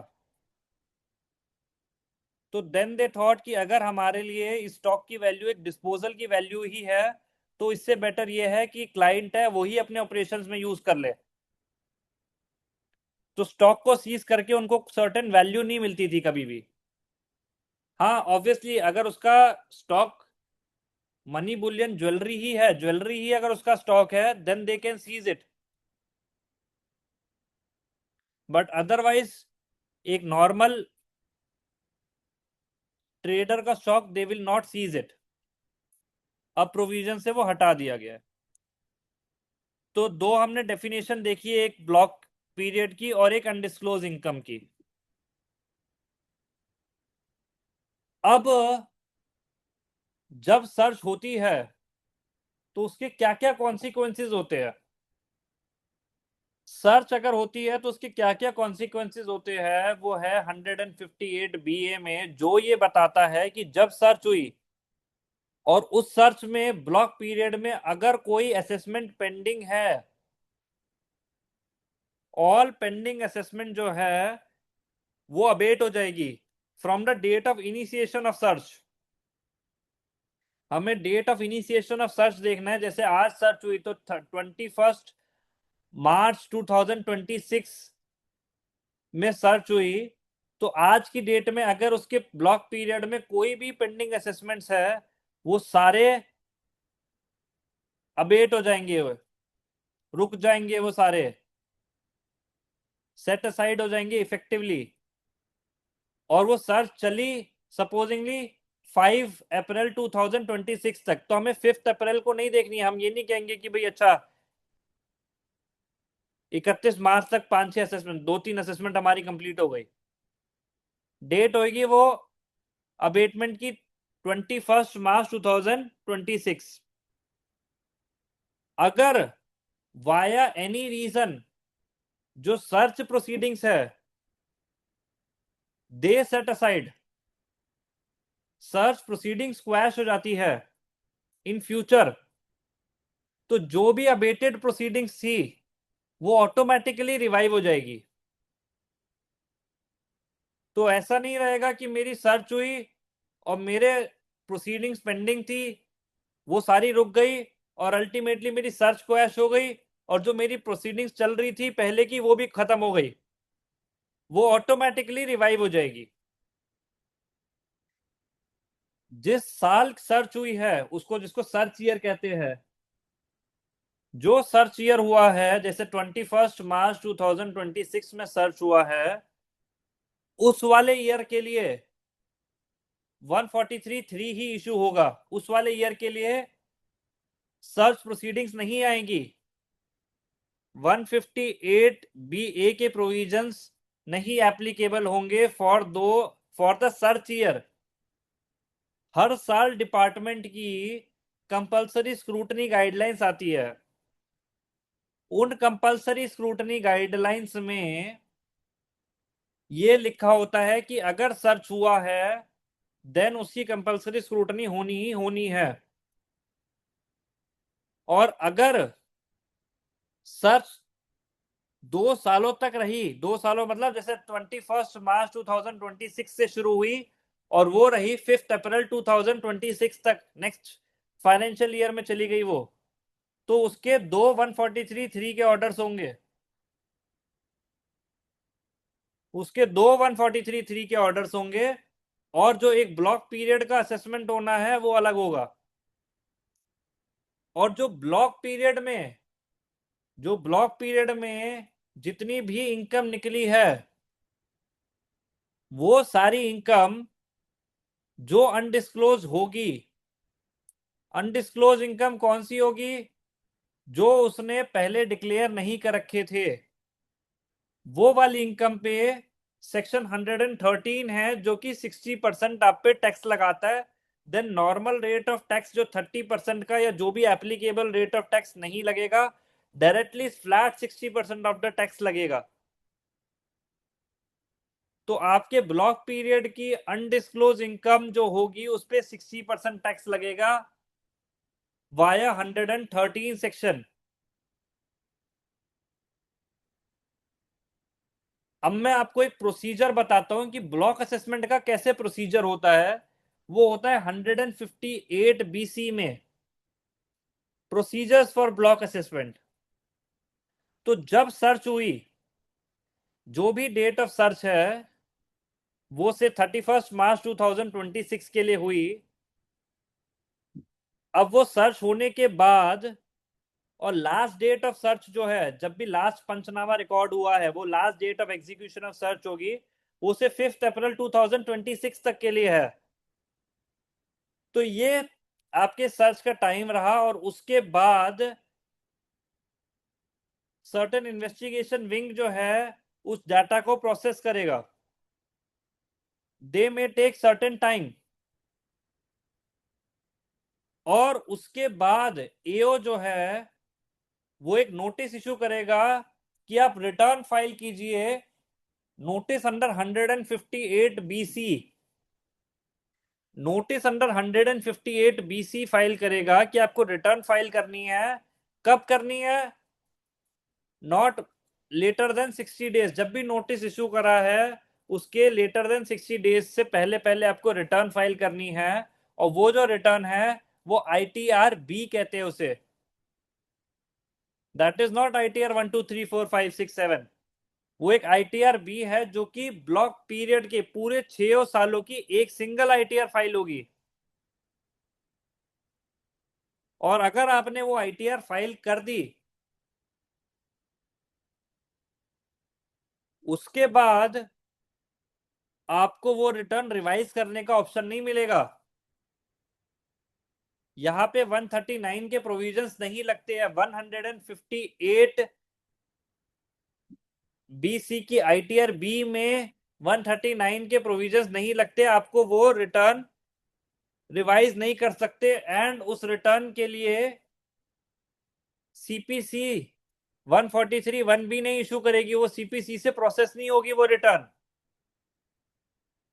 वो रिटर्न की एक्यूरेसी जो है वो असेसिंग ऑफिसर को ही चेक करनी है। और ये प्रोविजंस के लिए, इन प्रोविजंस के लिए असेसिंग ऑफिसर को 148 भेजने की जरूरत नहीं है। एक और चीज है कि 158 BC का नोटिस भेजने से पहले, मतलब कि जब सर्च हुई उसके बाद इन्वेस्टिगेशन विंग के पास सारी इंफॉर्मेशन गई, वो अप्रेजल रिपोर्ट बना, असेसिंग ऑफिसर के पास अप्रेजल रिपोर्ट आई, उसके बाद before issuing notice under 158 BC उसको एक अथॉरिटी से अप्रूवल लेनी है बिफोर इशूइंग 158 BC का नोटिस। और वो अथॉरिटी से अप्रूवल लेने के बाद वो नोटिस इशू करेगा। वो नोटिस जब इसने इशू कर दिया, उसके 60 डेज के अंदर अंदर सर्च पर्सन को रिटर्न फाइल करनी है, और जब उसने रिटर्न फाइल कर दी, उसको असेसिंग ऑफिसर ही प्रोसेस करेगा। प्रोसेस करने के बाद वो 143(2) के नोटिस इशू करेगा। फिर वो 143(2) का नोटिस इशू करेगा। 143(2) का नोटिस का क्या मतलब है कि असेसिंग ऑफिसर ने जो 158 बीसी की रिटर्न थी, उसको उसने बेसिकली रिव्यू कर लिया, उसको प्रोसेस कर लिया अपने एंड पे, और अब आगे 142(1) के जो प्रोविजंस है वो एप्लीकेबल होंगे। असेसिंग ऑफिसर जो है वो अब टोटल इनकम डिटरमाइन करेगा, जो उसके नॉर्मल जैसे वो असेसमेंट में करता है 142(1) की इंक्वायरीज कर करके, वो उसी हिसाब से वो आगे करेगा। अगर अगर ट्रांसफर प्राइसिंग के प्रोविजंस एप्लीकेबल होंगे उसमें, तो आर्म लेंथ प्राइस देने के लिए वो ट्रांसफर प्राइसिंग के प्रोविजंस भी डाल सकता है, वो टीपीओ को भी ट्रांसफर कर सकता है फॉर डिटरमाइनिंग द एएलपी। लेकिन इसमें 144(c) के जो डिस्प्यूट रेजोल्यूशन पैनल है वो एप्लीकेबल नहीं होगा। आपको डायरेक्टली अपील सीआईटी अपील पे करनी पड़ेगी। इसमें आप डीआरपी के पास नहीं जा सकते अगर ट्रांसफर प्राइसिंग का भी केस है तो, because these are special laws, somewhat borrowed laws from the general rules, but these are special laws। तो ये इन लॉज के हिसाब से ही आगे प्रोसीडिंग्स होगी। तो सेक्शन 158 बीसी जो कि सर्च पर्सन के लिए एप्लीकेबल होता है, उसके नोटिस ऐसे इशू होंगे, उनकी रिटर्न फाइल होगी, फिर 142(1) के हिसाब से नोटिस जाएंगे, इंक्वायरी होगी, and then final order pass होगा 158 बीसी का। 158 बीसी का फाइनल ऑर्डर पास हो जाएगा और उसमें कंसोलिडेटेड आपकी असेसमेंट हो जाएगी ब्लॉक पीरियड किससे रिगार्डिंग में।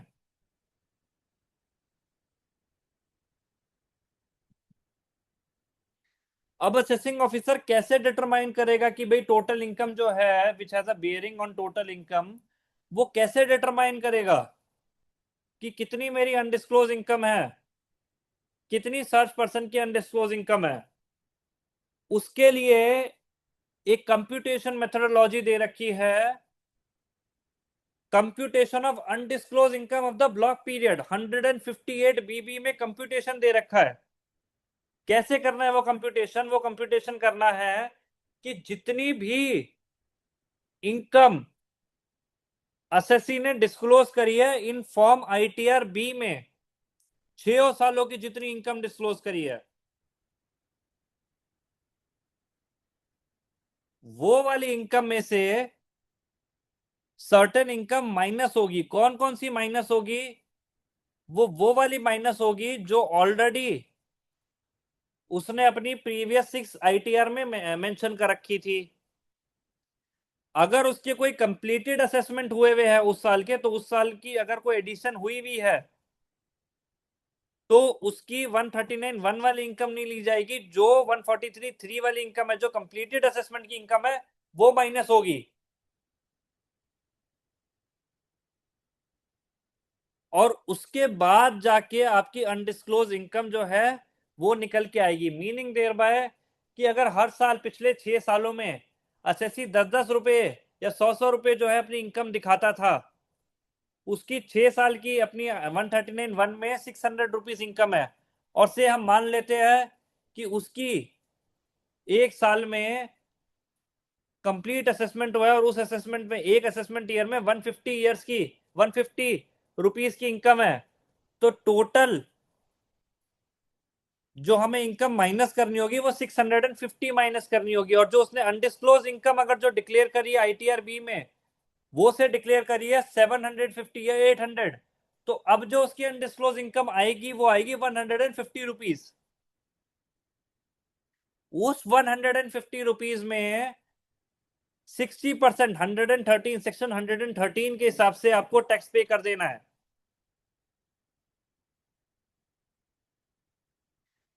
ये जो 150 रुपीज मैंने आपको बताया, this is an undisclosed income which is declared by the assessee in the return under 158 BC.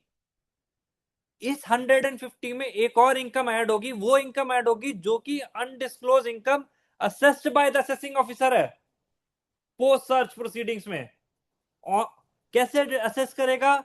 दो चीजों पे असेस करेगा, based on appraisal report, and second, अगर उसे पोस्ट सर्च प्रोसीडिंग्स में कोई और एडिशन दिख रही है तो वो करेगा वो। तो 150 जो रुपीज जो एडिशनल इनकम उसने डिस्क्लोज करी, वो इनकम प्लस जो सर्च के बेसिस पे एविडेंस मिला उससे incriminating income plus post search पे अगर कोई और एडिशन हुई वो इनकम, ये आपकी undisclosed income of the block period मानी जाएगी।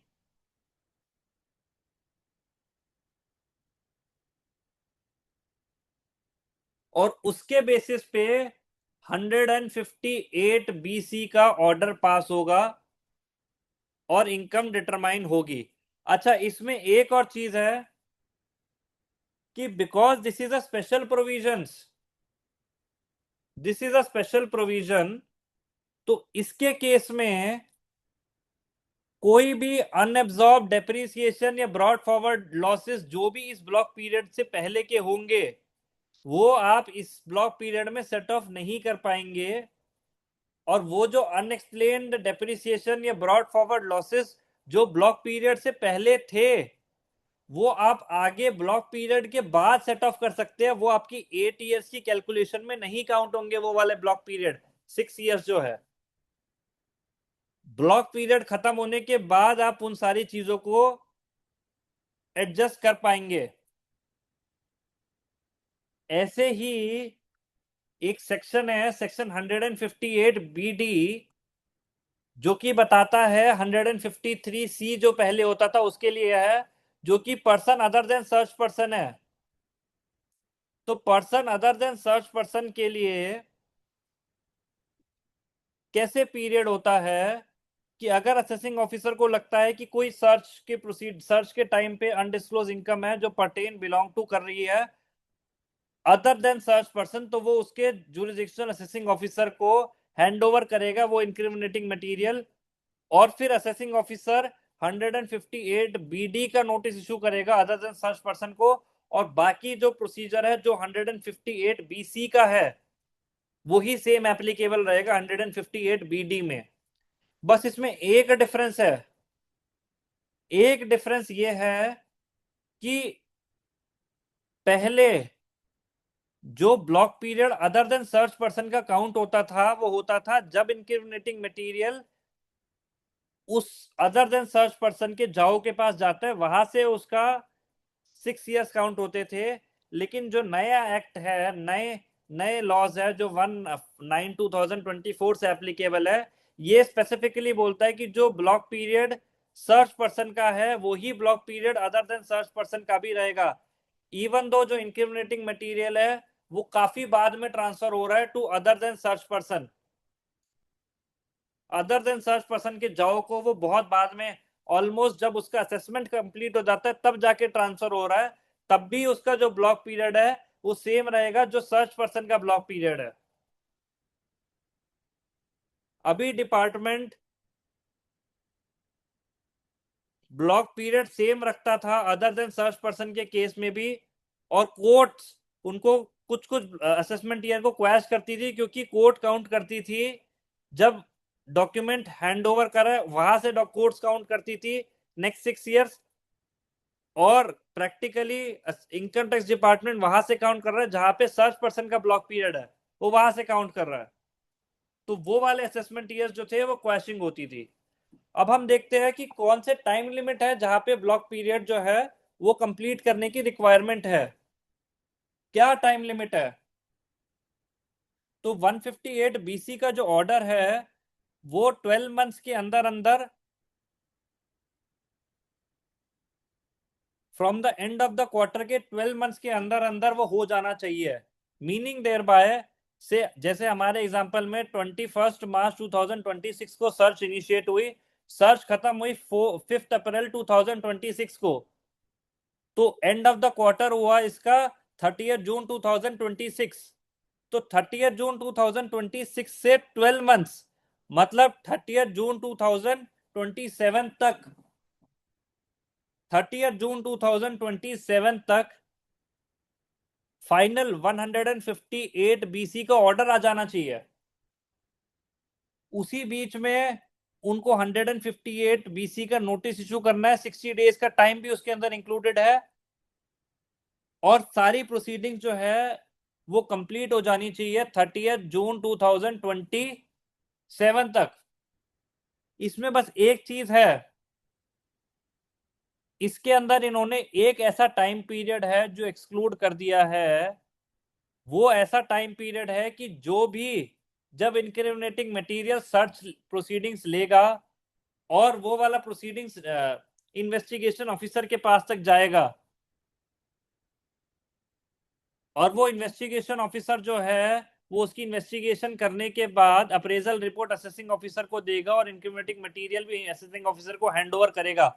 वो वाला पीरियड जो है वो एक्सक्लूड कर दिया है। मतलब 180 दिन के वो पीरियड 180 दिन से ज्यादा नहीं होना चाहिए, वो एक्सक्लूड कर दिया है। तो इसका मतलब अब अगर मैं सीधी सीधी भाषा में बोलूं तो जो हमारा एग्जाम्पल है, हमारे एग्जाम्पल में 21 मार्च 2026 से इनिशिएट हुई सर्च, 5 अप्रैल 26 को एंड हुई, इसके एंड ऑफ द क्वार्टर होना चाहिए 30 जून 2026, इसके 12 मंथ्स हो जाने चाहिए 30 जून 2027। लेकिन इसके अंदर 180 डेज हम और बढ़ा देंगे, क्योंकि जो हमारी जो पोस्ट सर्च जो प्री सर्च प्रोसीडिंग्स होगी, मीनिंग देयर बाय जो भी इन्वेस्टिगेशन विंग की जो भी प्रोसीडिंग्स होगी जब वो असेसिंग ऑफिसर को हैंडओवर करेगा, उसके 180 डेज और ऐड कर लेते हैं। तो इसका मतलब 31 दिसंबर 2027 तक 158 बीसी का ऑर्डर पास हो जाना चाहिए। थोड़ा सा कॉम्प्लिकेटेड है, बट अगर ध्यान से सुनेंगे तो समझ आ जाएगा। अगर आपकी लास्ट एग्जीक्यूशन, लास्ट पंचनामा ड्रॉन हो रहा है 5 अप्रैल 2026 को, तो लास्ट क्वार्टर एंड हो रहा है उसका 30 जून 2026 को। उसमें आप 6 मंथ्स और ऐड कर लीजिए, क्योंकि डिपार्टमेंट को इन्वेस्टिगेशन विंग अपनी रिपोर्ट ला रहा होगा, अपनी अप्रेजल रिपोर्ट ला रहा होगा, तो उसके 6 मंथ्स और ऐड कर लीजिए। तो 6 मंथ्स उसके और ऐड कर ले तो वो इफेक्टिवली हो गए 31 दिसंबर 2026, और उसके 12 मंथ्स के अंदर अंदर मतलब 31 दिसंबर 2027 के अंदर अंदर ऑर्डर अंडर 158 बीसी पास हो जाना चाहिए। ऐसे ही ऑर्डर अंडर 158 बीडी जो person other than search person है वो पास हो जाना चाहिए within 12 month from the end of the quarter in which the notice under 158 BD is issue to other person. ये रिलेटिवली इजी है कि जब आपको नोटिस अंडर 158 बीडी मिला अदर देन सर्च पर्सन को, उसके एंड ऑफ द क्वार्टर से 12 months के अंदर अंदर ऑर्डर अंडर 158 बीडी पास हो जाना चाहिए। इसमें कोई इन्वेस्टिगेशन के 180 डेज का पीरियड नहीं ऐड होगा। अब इसमें जो एक इंपॉर्टेंट चीज है वो ये है कि अगर आपने 158 बीसी के आपने नोटिस को कंप्लाई किया और आईटीआर बी फाइल करी है, आईटीआर बी में अगर आपने अनडिस्क्लोज इनकम खुद से डिक्लेयर करी है which is over and above the income which is been declared by the assessee in the last 6 years और कंप्लीटेड असेसमेंट, उनकी इनकम अगर आपने डिस्क्लोज करी है तो उस इनकम पे आपको पिछले 6 सालों का कोई 234 एबीसी और 270 कैपिटल ए की पेनल्टी नहीं देनी। उस वाले प्रोविजंस में आपको कोई 270 कैपिटल, ना आपको पेनल्टी देनी ना आपको इंटरेस्ट देना, सिर्फ 60% दो और काम खत्म। अगर आपके क्लाइंट पे सर्च हुई है, अगर वो सेल्फ डिक्लेयर कर देता है अपनी रिटर्न में 60% दे, काम खत्म, कोई पेनल्टी नहीं, कोई इंटरेस्ट नहीं।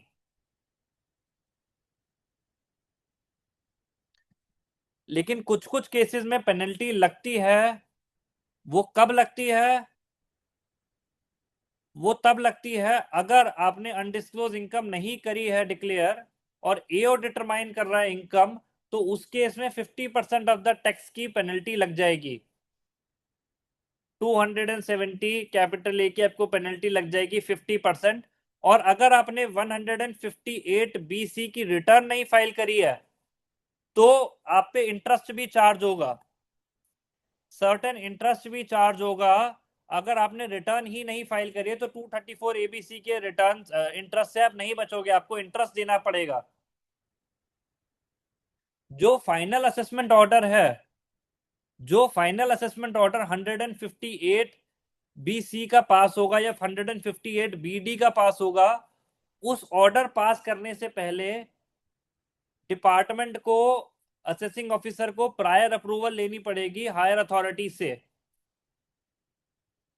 अगर एसी पास कर देता है तो ठीक है, असिस्टेंट कमिश्नर पास कर देता है तो ठीक है, लेकिन अदरवाइज उसे हायर अथॉरिटी से, एडिशनल कमिश्नर से अप्रूवल लेनी पड़ेगी। अभी तक जो बहुत ज्यादा क्वेश्चनिंग हो रही थी 158 बी, 153 ए और 153 सी के मैटर्स में, सर्च के केसेस में, वो 153 डी के अप्रूवल्स पे हो रही थी, जो कि prior to assessment order pass करने होते थे, और उसका वो सब के सब कंसोलिडेटेड असेसमेंट ऑर्डर पास कर रहे हैं, कंसोलिडेटेड अप्रूवल लेते थे, 6 सालों की कंसोलिडेटेड अप्रूवल लेते थे, और उसके बेसिस पे उनकी पेनल्टी, उनकी पूरी प्रोसीडिंग स्क्वैश हो जाती थी। अब के टाइम पे ये सेफगार्ड नहीं रहा है, क्योंकि अब प्रोसीडिंग ही एक हो रही है, ऑर्डर ही एक पास हो रहा है, तो उसकी जो अप्रूवल लेनी है वो भी एक ही सिंगल लेनी है। पहले वो कंसोलिडेटेड अप्रूवल लेते थे 6 सालों की और वो क्वैश हो जाता था, अब वो सेफगार्ड नहीं अवेलेबल रहा है। इस पे मैंने सर्टेन की डिफरेंसेस बताए हैं कि क्या क्या सेक्शन चेंज हुए हैं 1961 में और क्या क्या 2025 में। प्राइमरीली सिर्फ सेक्शन के जो है नंबर चेंज हुए हैं और कोई मेजर चेंजेस नहीं हुए हैं। 292 से लेके 301 तक के प्रोविजंस है नए एक्ट में। ये जब मैं पीपीटी शेयर करूंगा तब आप देख सकते हैं कि क्या क्या आपके सेक्शंस अब नए चेंज हो गए हैं। अच्छा, एक 2025 एक्ट में एक सेक्शन 261 है जिसने कंप्यूटर सिस्टम की डेफिनेशन ऐड करी है with respect to search proceedings.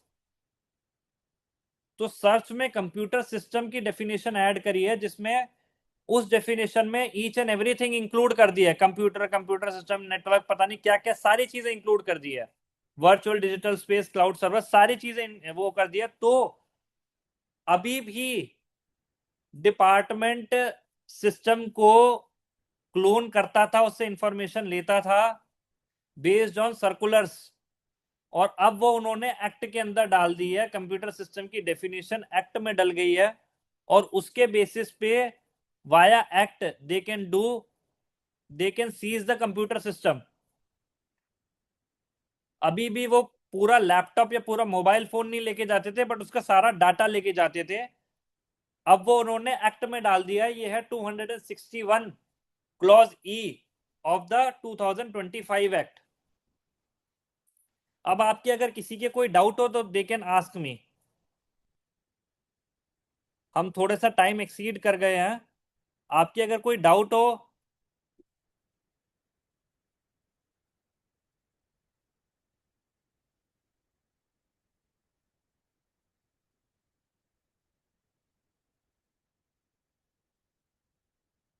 Sir appraisal report और रिमांड रिपोर्ट अलग अलग है, रिमांड रिपोर्ट नहीं होती है।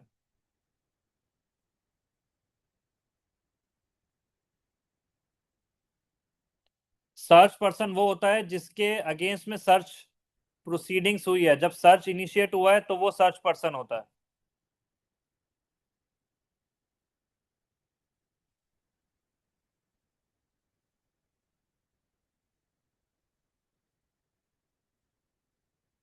अगर पंचनामा में 4 इंडिविजुअल्स है का नाम लिखा हुआ है तो चारों में 153A होगा। डायरेक्टर और इंडिविजुअल और डायरेक्टर और कंपनी अलग अलग है। अगर डायरेक्ट कंपनी के नाम पे सर्च वारंट है तो डायरेक्टर के नाम पे 153A नहीं हो सकता, 153C ही होगा।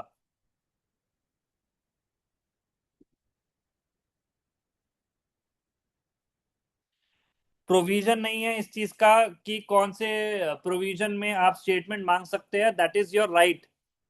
एक section 76 of the evidence act होता है जो कि बोलता है कि अगर आपकी प्रोसीडिंग से रिगार्डिंग में, this is not applicable only to income tax act, this is applicable to any act, आपकी प्रोसीडिंग्स के रिगार्डिंग में स्टेटमेंट्स जो है वो रिकॉर्ड हुई है, ये सर्टेन ऐसा मटेरियल है जो आपको प्रिंसिपल नेचुरल जस्टिस के लिए चाहिए, तो यू कैन आस्क देम। आप आरटीआई से भी ये इंफॉर्मेशन मांग सकते हैं, they can not deny it as an incriminating या as that information which would impede the assessment.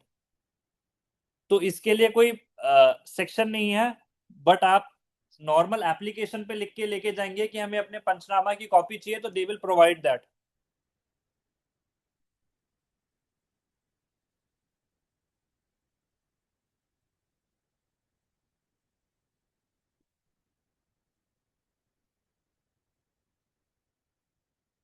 तो मैंने आपको थोड़ा सा सर्च प्रोसीडिंग्स के बारे में बताया।